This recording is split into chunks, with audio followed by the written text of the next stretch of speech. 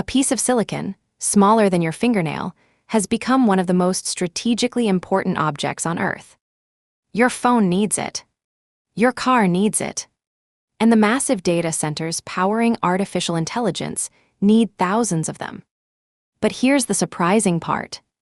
Making an advanced chip isn't something one company, or even one country, can do alone.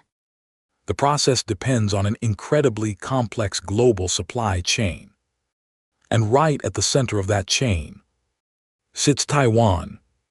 Some of the world's most advanced chips are manufactured there, making the island critically important to the global technology industry. But manufacturing the chips is only part of the story. These factories rely on some of the most sophisticated machines humans have ever built, equipment capable of creating features almost unimaginably small.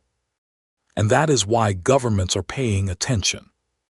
Chips don't just power smartphones and computers anymore. They power artificial intelligence, communications infrastructure, advanced vehicles, and modern defense systems.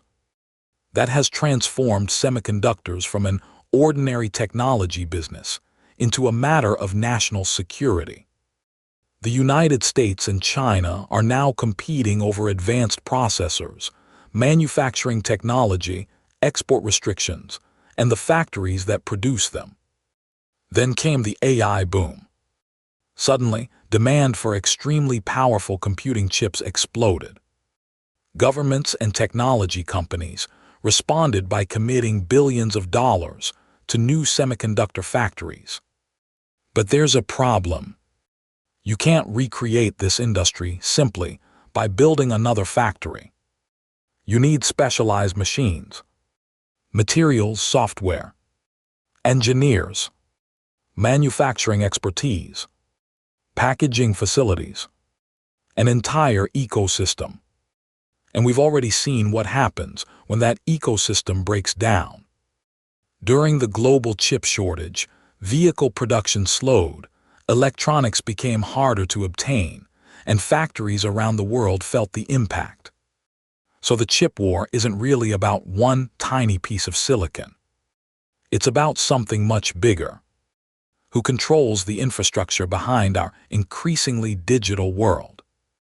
Because in the age of artificial intelligence, the countries that secure advanced computing capacity may gain one of the most important technological advantages of the coming decades.